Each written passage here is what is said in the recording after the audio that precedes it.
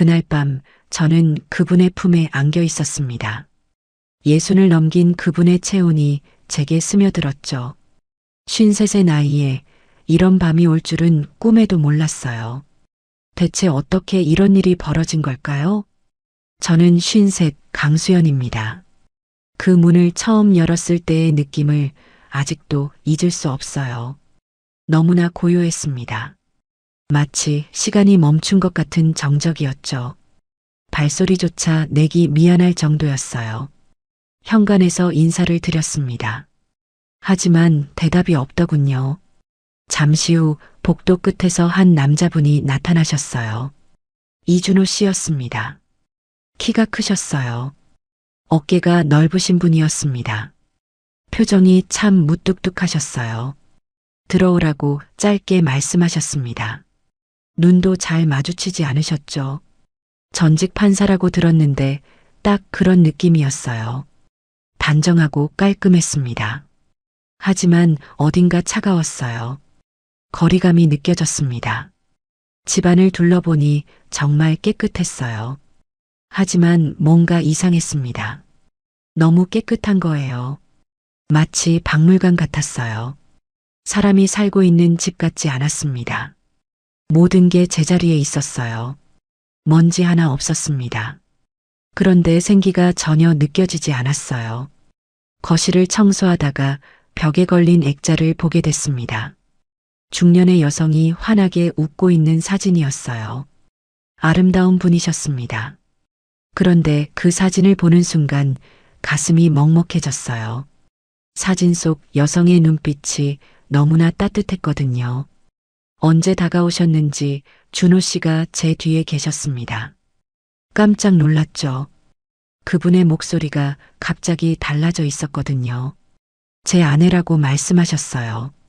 아까의 무뚝뚝함이 사라졌습니다. 뭔가 떨리는 듯한 목소리였어요. 예쁘신 분이라고 제가 조심스럽게 말씀드렸습니다. 준호 씨가 고개를 끄덕이셨어요. 그리고는 한참 동안 그 사진을 바라보시더군요. 저는 그때 알았습니다. 이 집의 정적이 무엇인지를요. 이곳은 누군가를 잃은 사람이 혼자 사는 집이었어요. 청소를 계속하면서 느꼈습니다. 준호 씨는 저를 의식하고 계셨어요.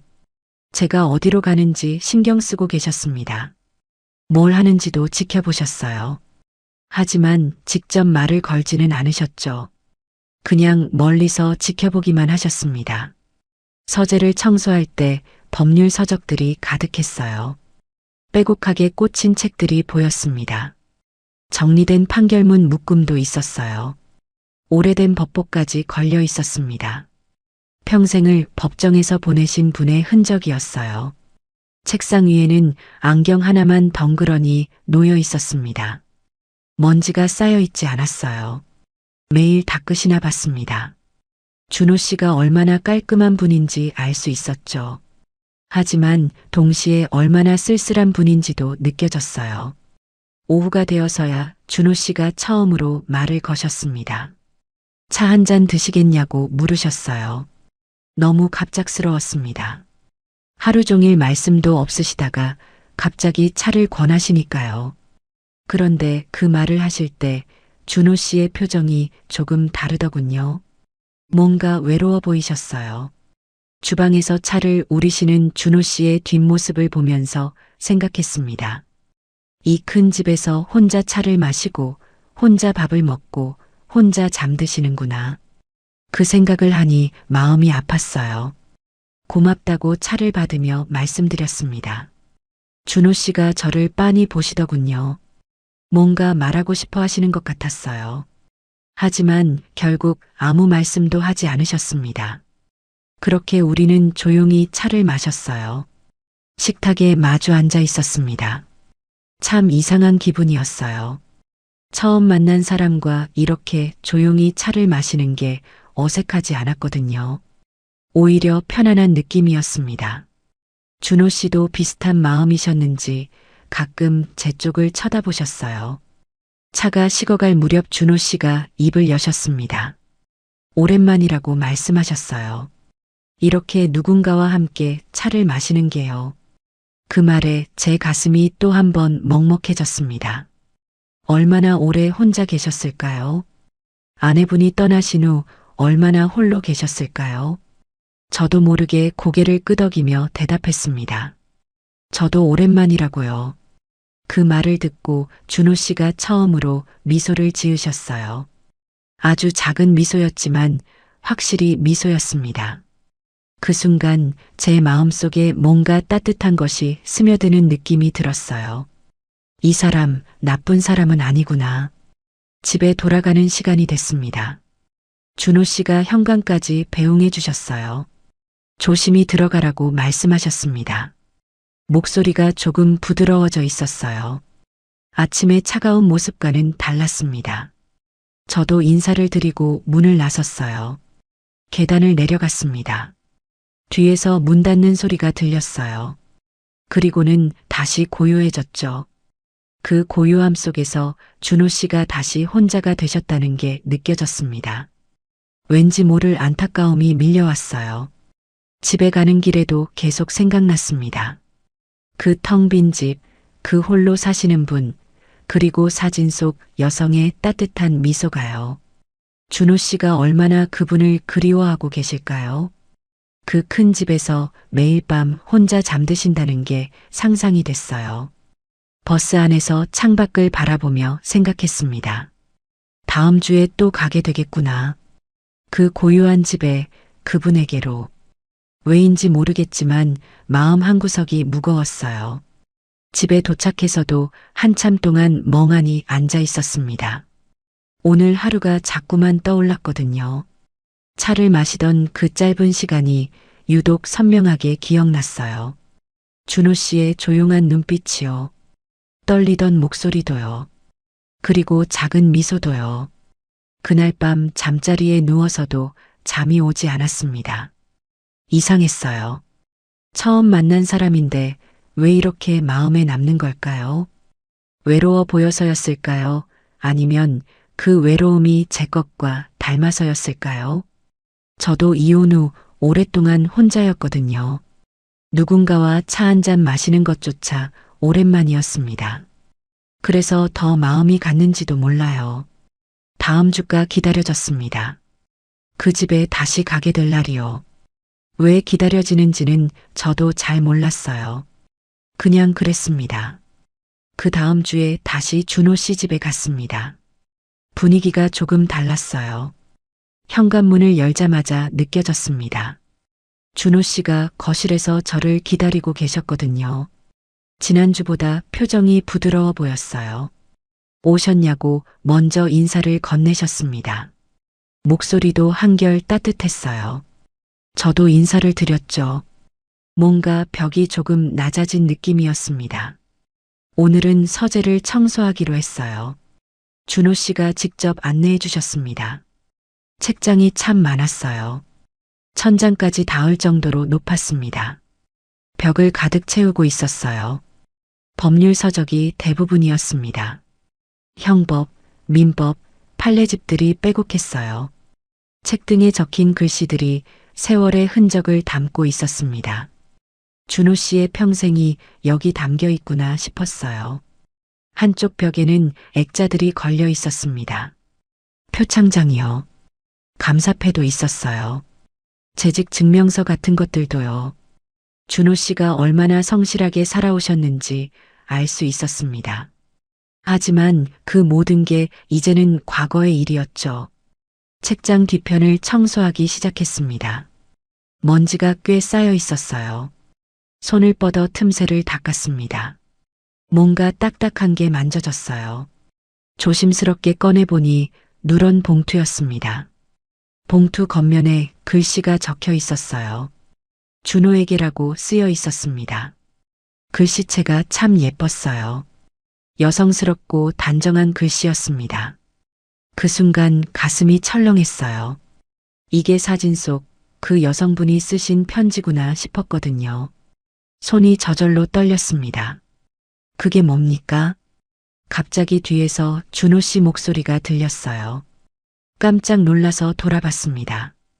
준호 씨 얼굴이 하얗게 질려 있었어요. 평소에 침착하던 모습과는 완전히 달랐습니다. 눈이 크게 떠져 있었어요. 입술이 파르르 떨리고 계셨거든요. 죄송하다고 황급히 사과했습니다. 청소하다가 우연히 발견했다고 말씀드렸어요. 준호 씨가 성큼 다가오셨습니다. 그리고는 제 손에서 봉투를 조심스럽게 가져가셨어요. 마치 깨질 듯한 유리컵을 다루듯이 말이에요. 그건 제 아내가 마지막으로 남긴 편지라고 말씀하셨습니다. 준호 씨의 목소리가 떨리고 있었어요. 봉투를 가슴에 꼭 안고 계셨습니다. 손이 부들부들 떨리시더군요. 그 모습을 보니 제 마음도 아팠어요. 얼마나 소중한 편지인지 알 것 같았거든요.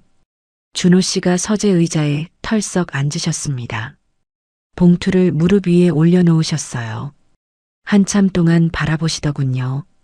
저는 뭐라고 위로의 말을 해드려야 할지 몰랐습니다. 그냥 조용히 지켜봤어요. 아직 열어보지 못했다고 준호 씨가 중얼거리듯 말씀하셨습니다. 그 말을 듣는 순간 가슴이 먹먹해졌어요. 아내분이 돌아가신 지 얼마나 됐는지는 모르겠지만 아직도 그 편지를 열어보지 못하고 계신 거예요. 얼마나 아프실까 싶었습니다. 매일 보고 싶었다고 준호 씨가 말씀하셨어요. 그 사람이 마지막에 뭐라고 했는지요. 하지만 무서웠다고 하셨습니다. 준호 씨의 목소리가 점점 작아지고 있었어요. 마치 혼잣말하듯이 말씀하시는 거예요. 만약 그 편지에 원망하는 말이 적혀 있다면요. 또는 이별 인사가 적혀 있다면요. 그럼 정말 끝인 것 같아서요. 그 말을 들으니 눈물이 날 것 같았습니다. 준호 씨가 얼마나 외롭고 아프셨을지 느껴졌거든요. 사랑하는 사람을 잃는다는 건 이런 거구나 싶었어요. 저도 모르게 준호 씨 옆에 다가갔습니다. 조심스럽게 입을 열었어요. 이제는 아무도 울게 하지 마세요. 제가 왜 그런 말을 했는지 모르겠어요. 그냥 마음에서 나온 말이었습니다. 준호 씨가 너무 아파하시는 모습을 보니 견딜 수가 없었거든요. 준호 씨가 고개를 들어 저를 보셨어요. 아주 깊은 눈으로 말이에요. 그 눈빛 속에 놀라움이 있었습니다. 고마움도 있었어요. 그리고 뭔가 포근한 감정이 섞여 있는 것 같았습니다. 수연 씨, 준호 씨가 제 이름을 부르셨어요. 처음으로 제 이름을 불러주신 거였죠. 그 목소리가 참 따뜻했습니다. 마치 오랫동안 얼어붙었던 마음이 조금씩 녹아내리는 것 같은 그런 느낌이었어요. 한참 동안 우리는 아무 말 없이 그렇게 있었습니다. 준호 씨는 봉투를 꼭 쥐고 계셨어요. 저는 그 옆에 서서 조용히 함께 있어 드렸습니다. 뭐라고 더 말씀드려야 할지 몰랐거든요. 그냥 옆에 있는 것만으로도 위로가 될까 싶었어요. 한참이 지나서야 준호 씨가 입을 여셨습니다. 고맙다고 말씀하셨어요. 이렇게 함께 있어줘서요. 저는 고개를 끄덕였습니다. 말로 하지 않아도 알 것 같았어요. 준호 씨가 얼마나 외로우셨는지요. 그날은 더 이상 청소를 하지 않았습니다. 준호 씨가 주방에서 차를 끓여오셨어요.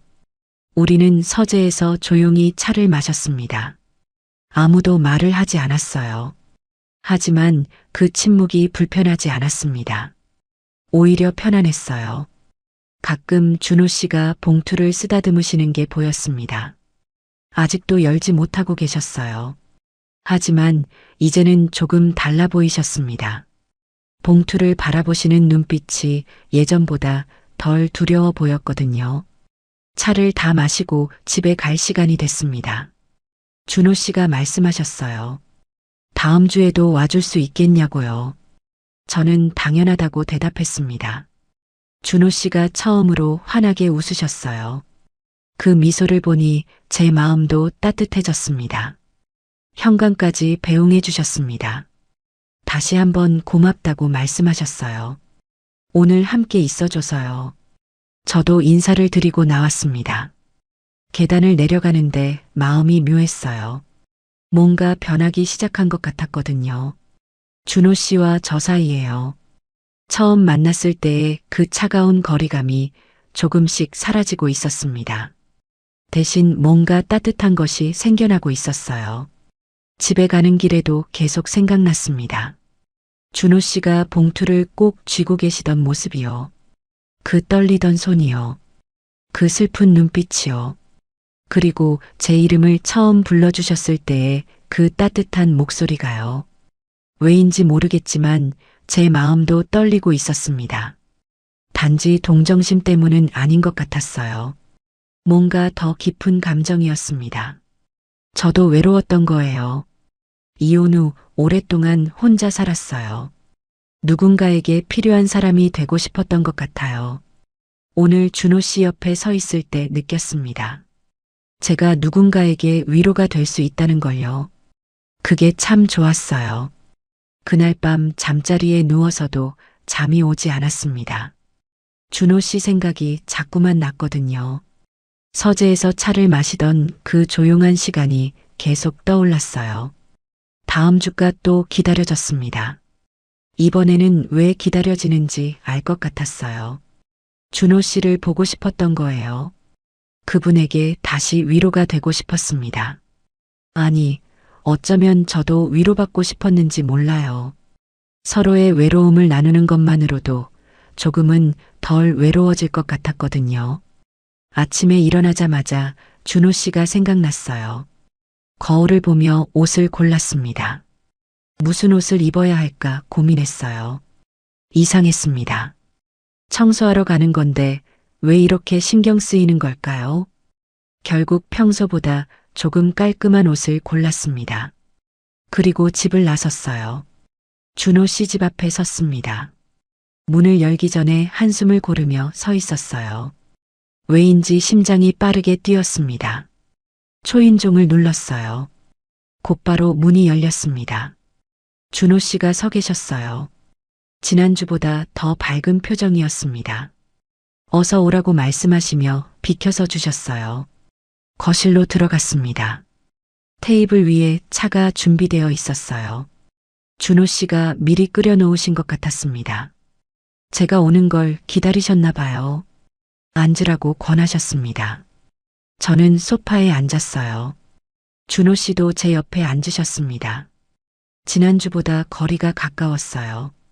차를 한 모금 마셨습니다. 따뜻했어요. 준호 씨가 저를 보시며 말씀하셨습니다. 지난주에 고맙다고요. 함께 있어줘서요. 저는 고개를 저었습니다. 아니라고요. 저도 좋았다고 말씀드렸어요. 준호 씨가 미소를 지으셨습니다. 그 미소가 참 따뜻해 보였어요. 차를 다 마시고 청소를 시작했습니다. 오늘은 안방을 정리하기로 했어요.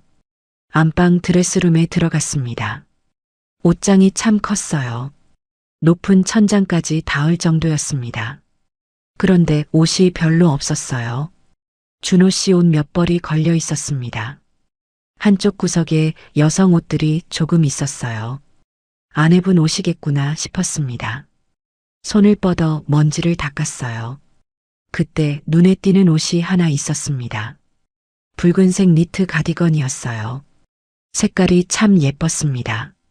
깊고 따뜻한 와인색 같은 빛깔이었어요. 손이 저절로 그 옷에 닿았습니다.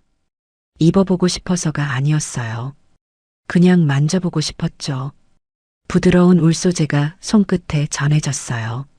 누군가 정말 소중히 입었던 옷이라는 게 느껴졌습니다. 예쁜 옷이라고 혼잣말로 중얼거렸어요. 뒤에서 준호 씨 목소리가 들렸습니다. 그거 아내가 마지막 겨울에 입던 옷이라고요. 깜짝 놀라서 손을 뺐습니다. 준호 씨가 제 곁으로 다가오셨어요. 그리고는 그 가디건을 바라보시더군요. 눈빛이 참 복잡해 보였습니다. 그리움이 있었어요. 아픔도 섞여 있었습니다. 정말 좋아했다고 준호 씨가 말씀하셨어요. 그 옷을 추울 때마다 꼭 입고 다녔다고요. 준호 씨의 목소리가 조금 떨리고 있었어요. 아마 그 옷을 볼 때마다 아내분이 생각나시겠구나 싶었습니다. 한번 입어보라고 갑자기 준호 씨가 말씀하시는 거예요. 너무 놀라서 돌아봤습니다. 준호 씨도 당황하신 것 같았어요. 자기도 모르게 나온 말인 것 같았거든요. 아니라고 황급히 말씀드렸어요. 괜찮다고요. 준호 씨가 고개를 저으셨습니다. 괜찮다고요. 그냥 입어보라고요. 준호 씨가 직접 그 가디건을 들어 저에게 건네주셨어요. 손이 떨리고 있었지만 거절할 수가 없었습니다. 뭔가 간절한 마음이 느껴졌거든요. 조심스럽게 가디건을 입었어요. 생각보다 잘 맞더군요. 거울을 봤습니다. 정말 예뻤어요. 색깔이 제 피부톤과 잘 어울렸습니다.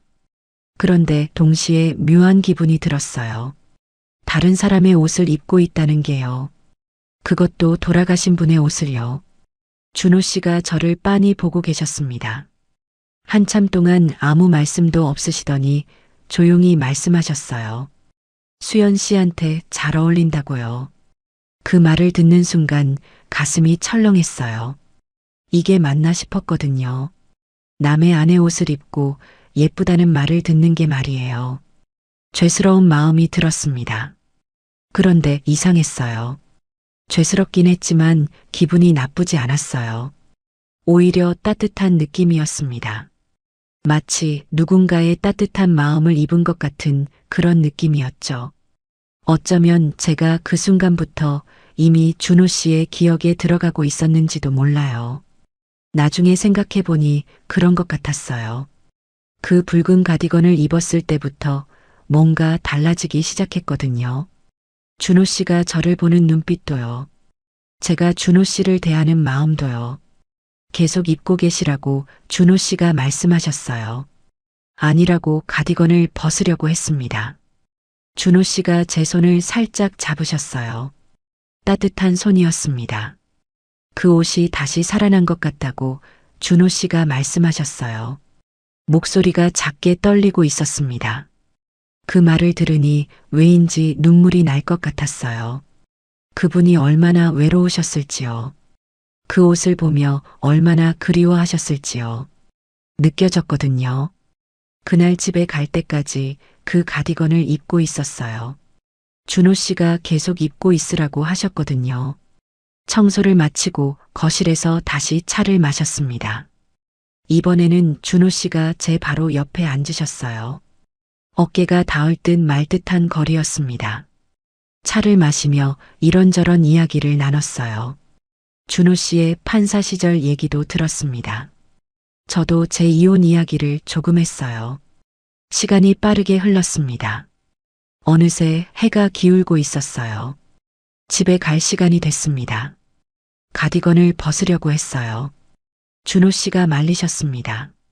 그냥 가져가라고요. 아니라고 사양했습니다. 이건 아내분 옷이라고요. 준호 씨가 고개를 저으셨어요. 이제는 수연 씨 옷이라고요. 그 옷이 수연 씨를 기다렸던 것 같다고요. 그 말에 제 눈시울이 뜨거워졌습니다. 고맙다고 말씀드렸어요. 소중히 입겠다고요. 준호 씨가 미소를 지으셨습니다. 현관까지 배웅해 주셨어요. 조심히 들어가라고 말씀하셨습니다. 다음 주에 보자고요. 저도 인사를 드리고 나왔어요. 계단을 내려가는데 가디건에서 은은한 향이 났습니다. 오래된 옷장 냄새였어요. 하지만 싫지 않았습니다. 오히려 포근했어요. 집에 가는 길에 가디건을 꼭 안았습니다. 따뜻했어요. 단지 옷이 따뜻한 게 아니었습니다. 준호 씨의 마음이 따뜻했던 거예요. 자기 아내 옷을 제게 주시다니요. 그게 얼마나 큰 의미인지 알 것 같았습니다. 준호 씨가 조금씩 마음을 여시는 거예요. 저에게요. 그 생각을 하니 가슴이 두근거렸습니다. 집에 도착해서 가디건을 벗었어요. 옷걸이에 조심스럽게 걸었습니다. 거울을 봤어요. 제 얼굴이 붉어져 있었습니다. 왜 이러는 걸까요? 단지 옷 한 벌 받았을 뿐인데요. 심장이 자꾸 빠르게 뛰었어요. 준호 씨 생각이 났습니다. 제 손을 잡으셨을 때요. 따뜻한 손이었어요. 그 온기가 아직도 남아있는 것 같았습니다. 그날 밤도 잠이 오지 않았어요. 가디건을 바라보며 생각했습니다. 이게 시작일까 끝일까요? 준호 씨와 저 사이에 뭔가 새로운 게 시작되는 걸까요? 아니면 그냥 외로운 사람들끼리의 위로일 뿐일까요? 확실하지 않았습니다. 하지만 분명한 건 제가 준호 씨를 보고 싶어 한다는 거였어요. 다음 주가 또 기다려졌습니다. 이번에는 더 많이요. 준호 씨가 제 손을 잡아주셨으면 좋겠다는 생각을 했어요. 그 따뜻한 손으로요. 얼굴이 뜨거워졌습니다. 이 나이에 무슨 생각을 하는 거람. 하지만 멈출 수가 없었어요. 자꾸만 준호 씨가 생각났거든요. 그 다음 주도 토요일이 기다려졌습니다. 아침부터 비가 내렸어요. 창밖을 보니 먹구름이 잔뜩 끼어 있었습니다. 하늘이 무거워 보였어요. 준호 씨 집에 갈 시간이 됐습니다. 우산을 챙겨 나섰어요. 빗줄기가 점점 굵어지고 있었습니다. 옷이 젖을까봐 걸음을 재촉했어요. 준호 씨 집 앞에 도착했습니다. 숨을 고르며 초인종을 눌렀어요. 문이 열렸습니다. 준호 씨가 걱정스러운 표정으로 서 계셨어요. 비를 많이 맞았냐고 물으셨습니다. 괜찮다고 대답했어요. 우산이 있었다고요. 준호 씨가 수건을 가져다 주셨습니다. 머리를 말리라고 하셨어요. 고맙다고 수건을 받았습니다. 거울을 보니 제 얼굴이 빗물에 젖어 있었어요. 얼른 닦았습니다. 창밖을 보니 비가 더 세게 내리고 있었어요. 창문을 두드리는 소리가 요란했습니다. 처음엔 보슬보슬 내리던 비가 이제는 쏟아지고 있었어요. 준호 씨가 제 옆으로 다가오셨습니다. 오늘은 일찍 들어가는 게 좋겠다고 말씀하셨어요. 비가 너무 많이 와서 걱정이 되시나 봤습니다. 하지만 아직 청소할 곳이 남아 있었거든요. 괜찮다고 말씀드렸어요. 조금만 더 하고 가겠다고요. 청소를 시작했습니다. 주방을 닦고 있었어요. 빗소리가 점점 더 커졌습니다. 그때였어요. 갑자기 온 집안이 깜깜해졌습니다. 정전이 된 거죠. 청소기 소리도 뚝 끊어졌어요. 냉장고 돌아가는 소리도 사라졌습니다. 오직 빗소리만 들렸어요. 어머, 정전이라고 중얼거렸습니다. 어둠 속에서 준호 씨의 발소리가 들렸어요. 여기 있냐고 물으셨습니다. 움직이지 말라고 하셨어요. 준호 씨가 어디선가 손전등을 가져오셨습니다. 희미한 불빛이 켜졌어요. 조금 안심이 되더군요. 그런데 손전등 불빛이 약해서 집안이 여전히 어두웠습니다. 양초가 있을 거라고 준호 씨가 말씀하셨어요. 서랍을 뒤지시더니 양초 몇 개를 찾아내셨습니다. 라이터로 하나씩 켜셨어요. 거실이 노르스름한 빛으로 물들었습니다. 촛불이 흔들렸어요. 벽에 그림자가 춤추듯 움직이더군요. 이상하다고 준호 씨가 말씀하셨어요. 이 동네에서 정전이 이렇게 오래 지속되는 경우는 거의 없다고요. 준호 씨가 휴대폰을 확인하셨습니다. 전기 복구까지 시간이 꽤 걸릴 것 같다고 하셨어요. 빗소리는 더욱 거세졌습니다. 마치 집을 부술 것처럼 쏟아지고 있었어요. 앉으라고 준호 씨가 소파를 가리키며 말씀하셨습니다. 양초를 거실 테이블 위에 몇 개 놓으셨어요. 준호 씨도 소파에 앉으셨습니다. 촛불 때문에 분위기가 묘하게 아늑해졌어요. 한참 동안 아무도 말을 하지 않았습니다. 빗소리와 촛불이 타는 소리만 들렸죠. 그런데 그 정적이 어색하지 않았어요. 오히려 편안한 느낌이었습니다. 이 집 참 조용하죠? 준호 씨가 갑자기 말씀하셨어요. 촛불을 바라보시면서 말이에요.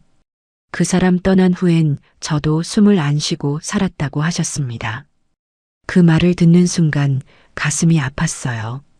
준호 씨의 목소리가 너무나 쓸쓸하게 들렸거든요. 촛불 사이로 비친 준호 씨의 얼굴을 봤습니다.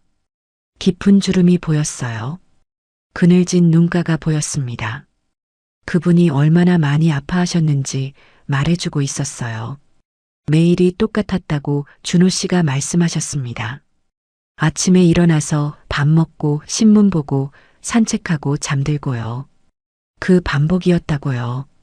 그런데 살아있다는 느낌은 전혀 없었다고 하셨어요. 준호 씨가 계속 말씀하셨는데 목소리가 점점 작아지고 있었어요. 사람이 혼자 있으면 이렇게 고요해지나 봅니다. 웃을 일도 없고 누굴 위해 요리할 필요도 없고요. 말할 사람도 없고요. 저는 아무 말 없이 준호 씨 맞은편에 앉아 있었어요. 뭐라고 위로해 드려야 할지 몰랐거든요. 그냥 듣는 게 최선인 것 같았습니다. 촛불이 흔들릴 때마다 준호 씨의 얼굴도 함께 흔들렸어요. 어떨 때는 젊어 보이셨다가 어떨 때는 너무 늙어 보이기도 하셨죠. 하지만 계속 외로워 보이셨어요. 혼자 이 큰 집에서 지내시는 모습을 상상하니 마음이 아팠습니다. 수연 씨가 오시고 나서 조금 달라졌다고 준호 씨가 말씀하셨어요. 저를 보며 말씀하셨습니다. 이 집에 사람 냄새가 나기 시작했다고요. 누군가 움직이는 소리요. 말하는 소리요. 웃는 소리요. 그런 게 들리니까 집이 살아나는 느낌이었다고 하셨어요. 그 말을 듣는 순간 목이 메는 것 같았습니다. 제가 여기 있는 게 준호 씨에게 의미가 있었구나 싶었거든요. 비가 그치면 전기도 들어올 텐데 제가 말했습니다. 준호 씨가 고개를 저으셨어요. 아니라고요. 이대로도 좋다고요. 오랜만에 누군가와 이렇게 조용히 앉아 있으니까 좋다고 말씀하셨습니다. 준호 씨가 제 쪽으로 조금 더 가까이 다가앉으셨어요. 어깨가 스칠 듯 말 듯한 거리였습니다. 제 숨소리가 커지는 게 느껴졌어요. 가만히 있는데도 숨결이 얕아졌습니다. 준호 씨도 저를 보고 계셨어요. 촛불빛에 비친 그분의 눈이 참 따뜻해 보였습니다. 그때 준호 씨가 조심스럽게 손을 뻗으셨어요. 제 손 위에 그분의 손이 포개졌습니다. 따뜻했어요. 거칠지만 부드러운 손이었습니다. 오랜만이라고 준호 씨가 작게 말씀하셨어요. 이렇게 누군가와 함께 차를 마시는 게요. 아니, 이렇게 누군가의 손을 잡는 게요. 준호 씨의 목소리가 떨렸습니다. 제 손도 떨리고 있었어요. 언제부터였을까요? 제가 준호 씨의 손길을 기다리고 있었다는 걸요. 이 따뜻함을 바라고 있었다는 걸요. 알고 있었던 것 같아요. 하지만 인정하고 싶지 않았던 것 같습니다. 53세 나이에 이런 마음을 갖는다는 게 부끄러웠거든요. 준호 씨가 제 손을 가만히 쓰다듬으셨어요. 엄지손가락으로 제 손등을 천천히 어루만지셨습니다. 그 움직임이 너무나 조심스러웠어요. 마치 깨질까봐 두려워하는 것처럼요. 저는 눈을 감았습니다. 그냥 그 순간을 느끼고 싶었어요. 준호 씨의 체온이 제 손을 통해 전해졌습니다. 팔로 올라왔어요. 어깨를 지나 가슴까지 번져갔습니다. 온몸이 따뜻해지는 것 같았어요. 수연 씨, 준호 씨가 제 이름을 불렀습니다. 목소리가 간절했어요. 눈을 떴습니다. 준호 씨가 저를 보고 계셨어요. 그 눈빛에 많은 것이 담겨 있었습니다. 그리움이요. 외로움이요. 그리고 뭔가 새로운 감정도요. 제가 뭐라고 부르면 좋을지 모르겠지만 따뜻한 감정이었어요. 저도 준호 씨를 봤습니다. 말없이 그렇게 서로를 바라봤어요. 촛불이 우리를 비추고 있었습니다. 밖에서는 비가 계속 쏟아지고 있었어요. 하지만 이 순간만큼은 세상에 우리 둘만 있는 것 같았습니다. 시간이 멈춘 것 같았어요. 한참을 그렇게 있었습니다. 얼마나 지났을까요? 10분이었을까요? 30분이었을까요? 알 수 없었어요. 시간이 흐른다는 것조차 잊고 있었으니까요.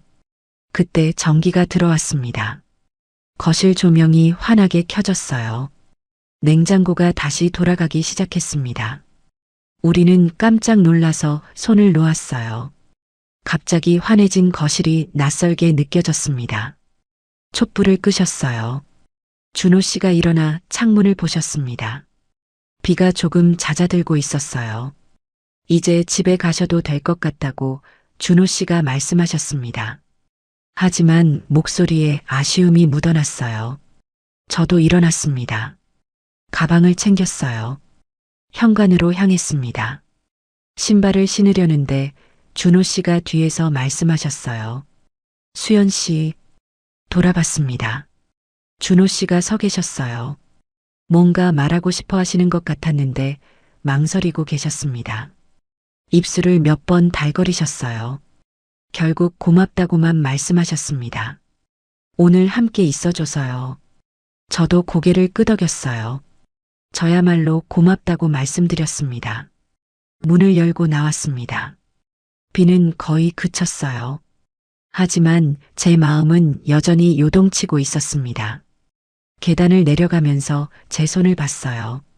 아직도 준호 씨의 온기가 남아있는 것 같았습니다. 그분이 제 손을 쓰다듬던 그 감촉이 아직도 느껴졌어요. 집에 가는 내내 그 생각뿐이었습니다. 정전된 거실에서 촛불 아래 앉아있던 그 순간이요. 준호 씨의 따뜻한 손이요. 그 조심스러운 손길이요.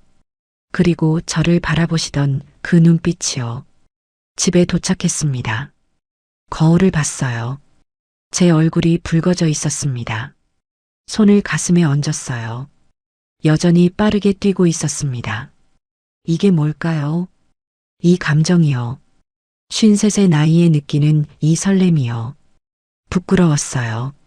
하지만 동시에 행복했습니다. 오랜만에 느껴보는 감정이었거든요. 누군가 제 손을 잡아줄 때의 그 따뜻함이요. 누군가 제 이름을 부를 때의 그 간절함이요. 그날 밤도 잠이 오지 않았습니다. 눈을 감으면 준호 씨가 보였어요. 촛불빛에 비친 그분의 얼굴이요. 제 손을 쓰다듬던 그 손길이요. 다음 주를 기다리는 제 마음이 달라져 있었습니다. 이제는 단순히 일하러 가는 게 아니었어요. 준호 씨를 만나러 가는 거였습니다. 그분의 따뜻한 손길을 다시 느끼고 싶었어요. 그분의 목소리를 듣고 싶었습니다. 그분과 함께 있고 싶었어요. 이 나이에 무슨 마음이람. 중얼거렸지만 멈출 수가 없었습니다.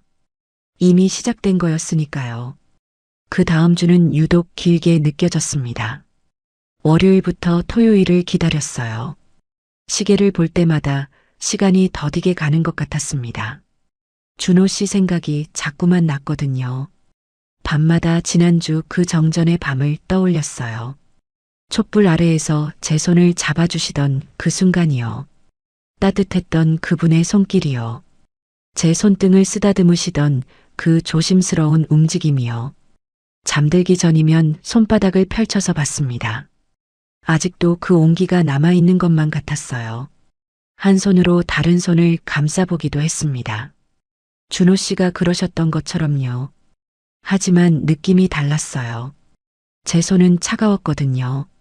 준호 씨의 손처럼 따뜻하지 않았습니다. 그래서 더 그리웠어요. 드디어 토요일이 왔습니다. 아침 일찍 일어났어요. 평소보다 1시간이나 일찍 눈이 떠졌습니다. 설레는 마음에 잠을 못 이룬 거였어요. 거울 앞에 섰습니다. 어떤 옷을 입어야 할까 고민했어요. 옷장을 열었다 닫았다 몇 번이나 반복했습니다. 결국 준호 씨가 주신 붉은 가디건을 꺼냈어요. 입어봤습니다. 거울을 봤어요. 괜찮아 보였습니다. 아니, 좋아 보였어요. 준호 씨가 이 옷을 보시면 뭐라고 하실까요? 잘 어울린다고 말씀하실까요? 혼자 상상하며 미소를 지었습니다. 그러다가 화들짝 놀랐어요. 거울 속 제 얼굴이 환하게 웃고 있었거든요. 언제 이렇게 웃어봤던가 싶었습니다. 이혼하고 나서 이런 표정을 지은 적이 없었어요. 53의 나이에 이러고 있다니요. 부끄러웠지만 기분이 나쁘지 않았습니다. 오히려 설렜어요. 준호 씨 집으로 향했습니다. 걸음이 평소보다 빨랐어요. 마음이 앞서가는 것 같았습니다. 현관 앞에 섰어요. 심호흡을 했습니다. 가슴이 두근거렸거든요. 아니, 두근거리는 게 아니었어요. 마치 작은 새가 가슴 속에서 파닥거리는 것 같았습니다. 날개짓 소리가 들리는 것만 같았어요. 초인종을 눌렀습니다. 문이 열렸어요. 준호 씨가 서 계셨습니다. 그분도 저를 보자마자 미소를 지으셨어요.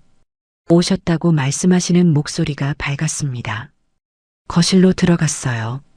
준호 씨가 제 가디건을 보셨습니다. 그 옷을 입고 오셨다고 말씀하셨어요. 정말 잘 어울린다고요. 그 말에 제 얼굴이 뜨거워졌습니다. 귓불까지 열기가 번지는 게 느껴졌어요. 고맙다고 작게 대답했습니다. 준호 씨가 계속 저를 보고 계셨어요. 그 눈빛이 지난주와 달랐습니다. 더 따뜻했어요. 더 부드러웠습니다.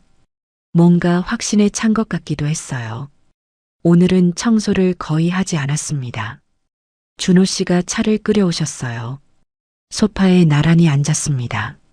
지난주보다 더 가까이요. 허벅지가 살짝 닿을 듯 말 듯한 거리였어요.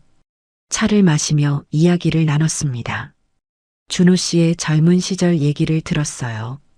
법대를 나와 판사가 되기까지의 이야기요. 아내분과 처음 만난 이야기도 들었습니다.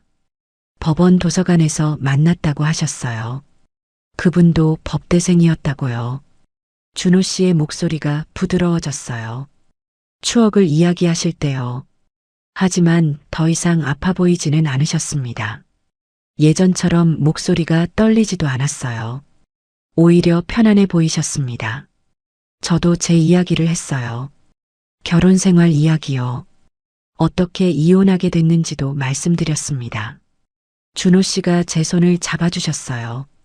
힘들었겠다고 말씀하셨어요. 그 따뜻한 손길에 마음이 녹아내렸습니다.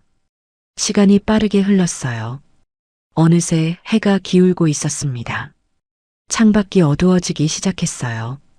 집에 갈 시간이었습니다. 가방을 챙기려고 일어났어요. 신발을 신으러 현관으로 향했습니다. 신발을 신으려는데 뒤에서 준호 씨 목소리가 들렸어요. 수연 씨, 돌아봤습니다. 준호 씨가 복도 끝에 서 계셨어요. 뭔가 말하고 싶어 하시는 것 같았는데 망설이고 계셨습니다. 입술을 몇 번 달거리셨어요. 손을 꽉 쥐셨다가 펴셨다가 하셨습니다. 저는 기다렸어요. 한참이 지나서야 준호 씨가 입을 여셨습니다. 오늘 그냥 가지 말아달라고요. 그 말 한마디에 제 발이 멈췄어요. 심장도 덩달아 멈춘 것 같았죠. 준호 씨의 목소리가 떨리고 있었거든요. 평소의 침착한 모습과는 전혀 달랐어요. 저기 혹시 괜찮으시다면요.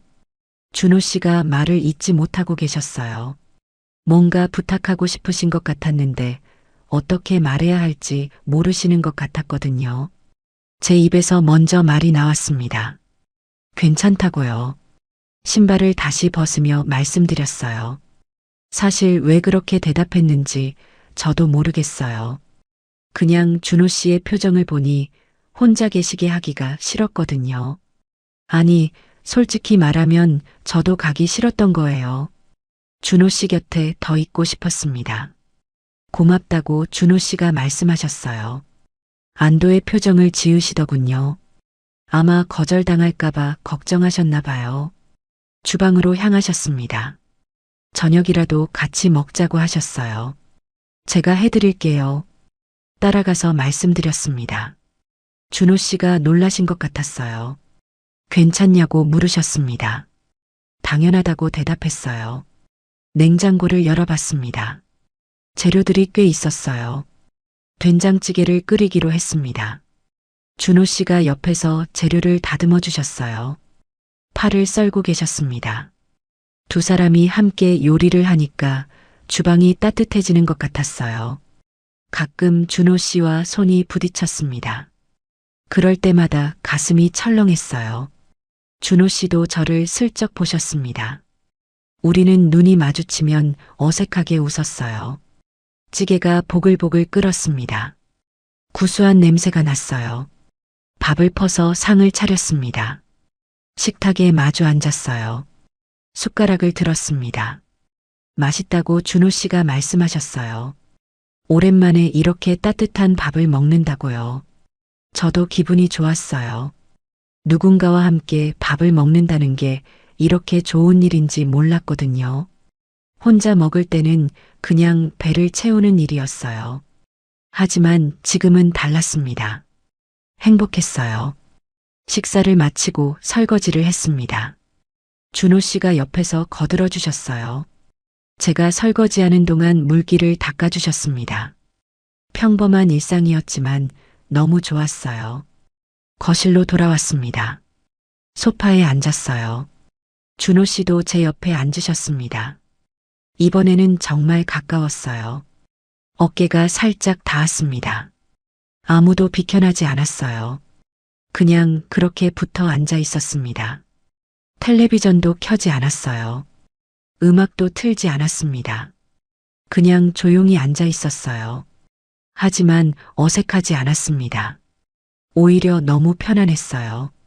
한참을 그렇게 있다가 준호 씨가 조심스럽게 물으셨습니다. 가까이 와도 될까요? 저는 고개를 끄덕였습니다. 준호 씨가 팔을 벌리셨어요. 저를 안으시려는 것 같았습니다. 갑자기 피곤함이 밀려왔어요. 요즘 일이 많아서 몸이 힘들었거든요. 그런데 준호 씨가 옆에 계시니까 마음이 편안해지면서 동시에 나른해졌습니다. 조금 기대도 될까요? 제가 작은 목소리로 물어봤어요. 준호 씨가 놀란 것 같았지만 곧 고개를 끄덕이셨습니다. 저는 처음으로 준호 씨의 어깨에 기댔어요. 넓고 따뜻한 어깨였습니다. 오랜만에 느끼는 안정감이었죠.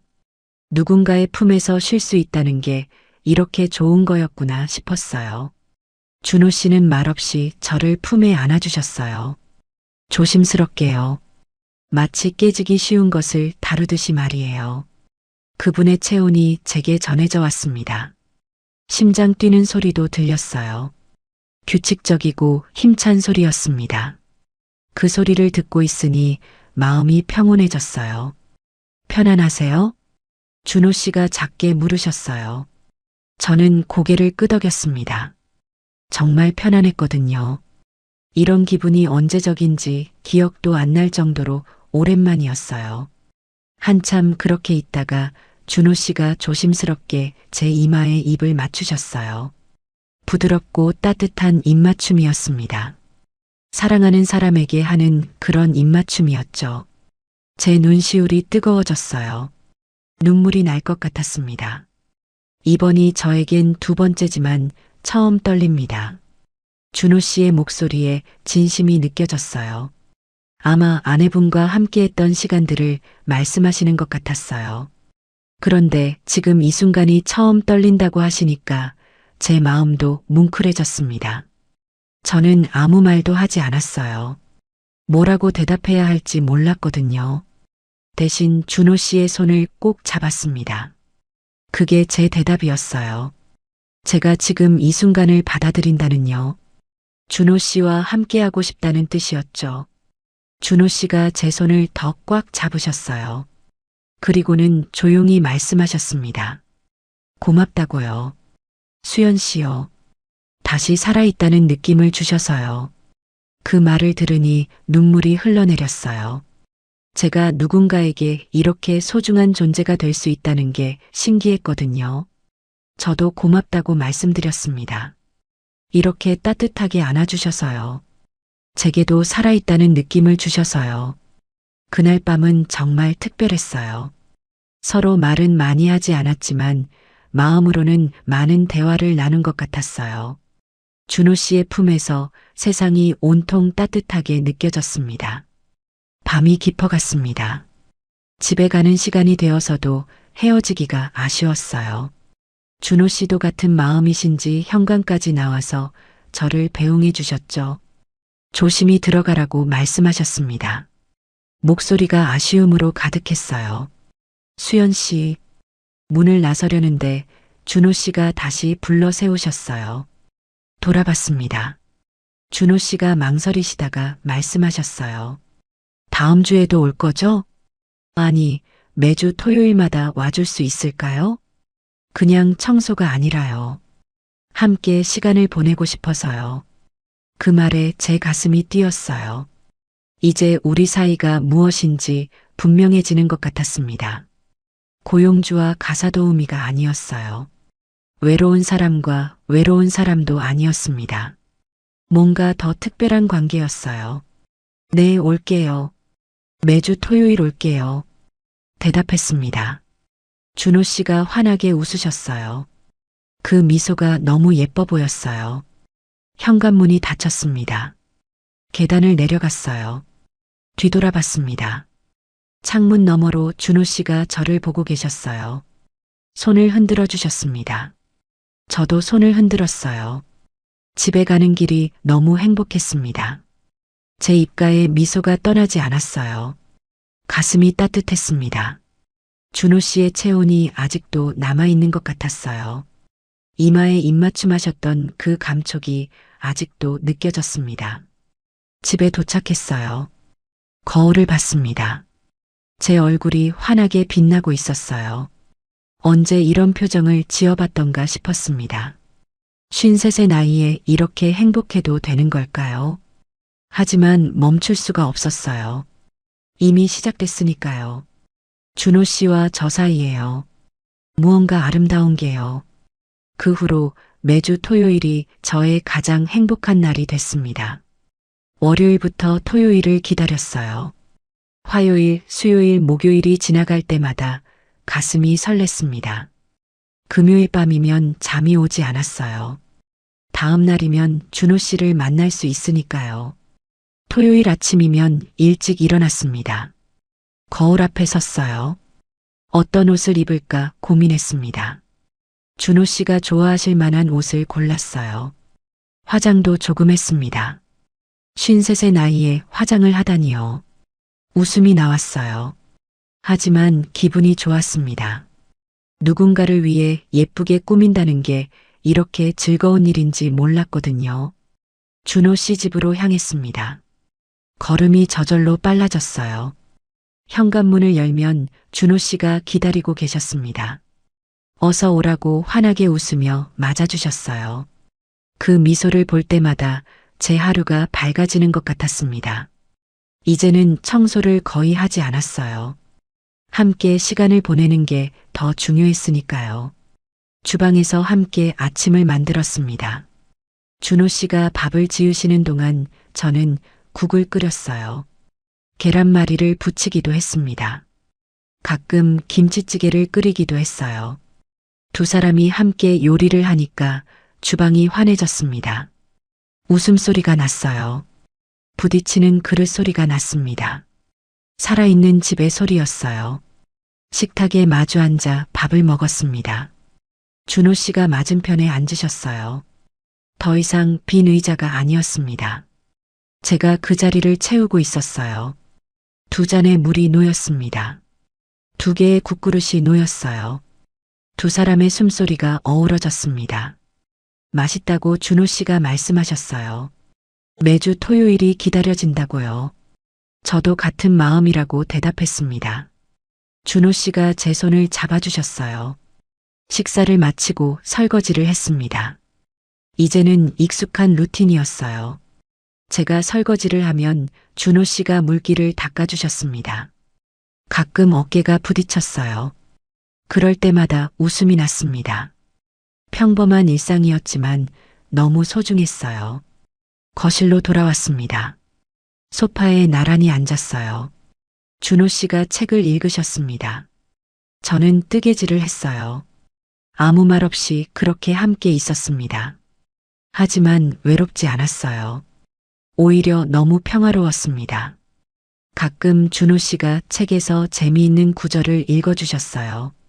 저도 듣고 있다가 맞장구를 쳤습니다. 그렇게 시간이 흘렀어요. 점심때가 되면 함께 밥을 먹었습니다.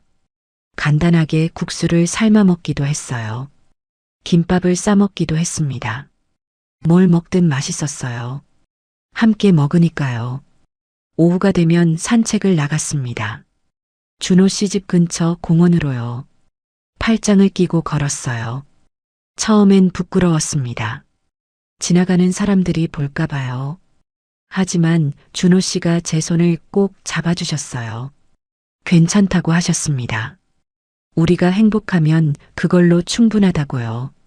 그 말에 용기가 났어요. 이제는 떳떳하게 걸었습니다. 준호 씨 옆에서요. 벤치에 앉아 쉬기도 했어요. 준호 씨가 제 어깨에 팔을 두르셨습니다. 저는 그분의 어깨에 머리를 기댔어요. 하늘을 봤습니다. 구름이 천천히 흘러가고 있었어요. 바람이 불었습니다. 나뭇잎이 흔들렸어요. 평범한 오후였지만 너무 아름다웠습니다. 집으로 돌아왔습니다. 차를 끓여 마셨어요. 창밖을 보며 이야기를 나눴습니다. 준호 씨의 오늘 있었던 일을 들었어요. 저도 제 이야기를 했습니다. 별것 아닌 일상이었지만 함께 나누니까 특별해졌어요. 준호 씨가 웃으셨습니다. 제 농담에요. 저도 웃었어요. 준호 씨의 말에요. 웃음소리가 집안을 가득 채웠습니다. 이 집이 달라진 것 같다고 문득 생각했어요. 처음 왔을 때는 너무 고요했거든요. 박물관 같았어요. 사람이 사는 집 같지 않았습니다. 하지만 지금은 완전히 달랐어요. 웃음소리가 났습니다. 말소리가 났어요. 그릇 부딪히는 소리가 났습니다. 발소리가 났어요. 살아있는 집의 소리였습니다. 저녁이 되면 함께 저녁을 먹었어요. 이번엔 준호 씨가 요리를 하셨습니다. 된장찌개를 끓이셨어요. 아내분이 좋아하던 음식이라고 하셨습니다. 예전에는 이 음식을 끓일 때마다 슬펐다고요. 하지만 지금은 달라졌다고 하셨어요. 수연 씨와 함께 먹으니까 행복하다고요. 그 말에 눈시울이 뜨거워졌습니다. 제가 준호 씨의 슬픔을 조금이나마 덜어드릴 수 있다는 게 감사했어요. 식사를 마치고 또 설거지를 했습니다. 이제는 너무나 익숙한 시간이었어요. 거실로 돌아왔습니다. 소파에 앉았어요. 준호 씨가 제 옆에 바짝 붙어 앉으셨습니다. 저는 그분의 어깨에 기댔어요. 준호 씨가 저를 품에 안아주셨습니다. 따뜻했어요. 포근했습니다. 안전했어요. 이렇게 매주 토요일을 보냈습니다. 한 달이 지났어요. 두 달이 지났습니다. 계절이 바뀌었어요. 봄이 왔습니다. 준호 씨 집 정원에 꽃이 피었어요. 함께 정원을 가꿨습니다. 준호 씨가 흙을 파셨어요. 저는 씨앗을 뿌렸습니다. 함께 물을 주었어요. 매주 토요일마다 꽃을 보러 나갔습니다. 조금씩 자라는 게 보였어요. 우리 관계처럼요. 천천히 하지만 확실하게 자라고 있었습니다. 어느 토요일 저녁이었어요. 소파에 앉아 있었습니다.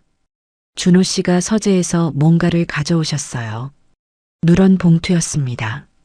아내분이 남긴 편지였어요. 저는 숨을 죽였습니다. 수연 씨가 온 후로 용기가 생겼다고 준호 씨가 말씀하셨어요. 이제는 열어볼 수 있을 것 같다고요. 조심스럽게 봉투를 뜯으셨습니다. 편지를 꺼내셨어요. 천천히 읽으셨습니다. 준호 씨의 눈에서 눈물이 흘러내렸어요. 하지만 슬픈 눈물만은 아니었습니다. 뭔가 평온한 표정이셨어요. 다 읽으시고 나서 저를 보셨습니다. 편지 내용을 말씀해 주셨어요. 아내분이 쓰신 거였습니다. 사랑한다는 말이 있었다고요. 미안하다는 말도 있었다고요. 그리고 행복하라는 말이 있었다고 하셨습니다. 혼자 남겨져서 미안하지만 꼭 행복하게 살아달라고요. 다시 사랑하는 사람을 만나도 괜찮다고요. 그게 자기가 바라는 거라고 아내분이 쓰셨다고 했습니다. 준호 씨가 제 손을 잡으셨어요. 이제 괜찮다고 하셨습니다. 아내가 허락해줬다고요. 수연 씨를 사랑해도 된다고요. 그 말에 제 눈에서도 눈물이 흘렀어요. 저도 준호 씨를 사랑한다고 말씀드렸습니다. 처음으로 그 말을 입 밖에 냈어요. 준호 씨가 저를 꼭 안아주셨습니다. 오래 그렇게 있었어요. 서로의 온기를 느끼며요. 서로의 심장 소리를 들으며요. 그날 밤 준호 씨가 물으셨습니다. 계속 이렇게 매주 토요일만 만날 거냐고요. 아니면 아예 함께 살 생각은 없냐고요. 저는 놀랐어요. 하지만 동시에 기뻤습니다. 생각해 보겠다고 대답했어요. 준호 씨가 미소를 지으셨습니다. 천천히 생각하라고요. 급할 것 없다고요. 하지만 자기 마음은 이미 정해졌다고 하셨습니다. 수연 씨와 함께 살고 싶다고요. 남은 인생을 함께하고 싶다고요. 집에 가는 길에 생각했습니다. 함께 산다는 게 어떤 걸까요? 매일 아침 준호 씨의 얼굴을 보는 거예요. 매일 저녁 함께 밥을 먹는 거죠. 매일 밤 같은 침대에서 자는 거예요. 상상만 해도 행복했습니다. 53의 나이에 새로운 인생이 시작되는 거예요. 두렵지 않냐고요? 아니요. 전혀 두렵지 않았습니다. 오히려 설렜어요. 준호 씨와 함께라면 뭐든 할 수 있을 것 같았거든요. 다음 주 토요일에 다시 갔습니다. 준호 씨가 문을 열어주셨어요. 어서 오라고 웃으며 맞아주셨습니다. 저는 답을 말씀드렸어요. 함께 살고 싶다고요. 준호 씨와 남은 인생을 함께하고 싶다고요. 준호 씨가 저를 안아 올리셨습니다. 기뻐서요. 빙글빙글 돌았어요. 둘 다 웃었습니다. 행복했어요. 너무 행복했습니다. 그 후로 짐을 옮겼어요. 제가 살던 작은 원룸에서 준호 씨 집으로요. 많지 않았습니다. 옷가지 몇 개와 소소한 물건들이었어요. 하지만 그걸로 충분했습니다. 준호 씨 집이 이제는 제 집이기도 했으니까요. 첫날 밤이 신기했어요. 이 집에서 잠을 잔다는 게요. 준호 씨 옆에서요. 침대에 누웠습니다. 준호 씨가 제 손을 잡아주셨어요. 고맙다고 말씀하셨습니다. 와줘서요. 저도 고맙다고 대답했어요. 받아주셔서요. 우리는 서로를 바라봤습니다. 미소를 지었어요. 행복했습니다. 그렇게 우리는 새로운 인생을 시작했어요. 매일 아침 함께 일어났습니다. 함께 아침을 먹었어요. 함께 산책을 나갔습니다. 함께 정원을 가꿨어요. 함께 요리를 했습니다. 함께 웃었어요. 가끔 다투기도 했습니다. 작은 일로요. 하지만 금방 화해했어요. 서로가 너무 소중했으니까요. 이 집이 완전히 달라졌습니다. 처음 왔을 때 그 고요함은 어디 갔는지 모르겠어요. 이제는 웃음소리로 가득합니다. 말소리로 가득해요. 살아있는 소리로 가득합니다. 벽에 걸린 아내분 사진을 봤어요. 여전히 환하게 웃고 계셨습니다. 저는 그 사진 앞에 섰습니다. 고맙다고 말했어요. 준호 씨를 지켜주셔서요. 그리고 저를 허락해 주셔서요. 사진 속 여성이 웃고 있는 것 같았어요. 준호 씨가 제 뒤로 다가오셨습니다. 어깨를 감싸 안아주셨어요. 우리는 함께 사진을 봤습니다. 그리고 미소를 지었어요. 이제 괜찮았습니다. 과거와 현재가 평화롭게 공존하고 있었어요. 아픔과 행복이 함께 있었습니다. 그게 인생이었어요. 50과 62의 황혼 로맨스였습니다. 늦었다고 생각할 수도 있겠죠. 하지만 우리는 알았어요. 사랑의 늦은 나이는 없다는 걸요. 외로움 끝에 찾아온 따뜻함이 얼마나 소중한지요. 함께 한다는 게 얼마나 아름다운 일인지요. 저는 지금 행복합니다. 준호 씨도 행복합니다. 우리는 매일 아침 서로에게 말해요. 사랑한다고요. 고맙다고요. 그리고 함께 웃습니다. 이 집에서요. 더 이상 고요하지 않은 이 집에서요. 살아 숨쉬는 이 집에서요. 우리의 집에서요.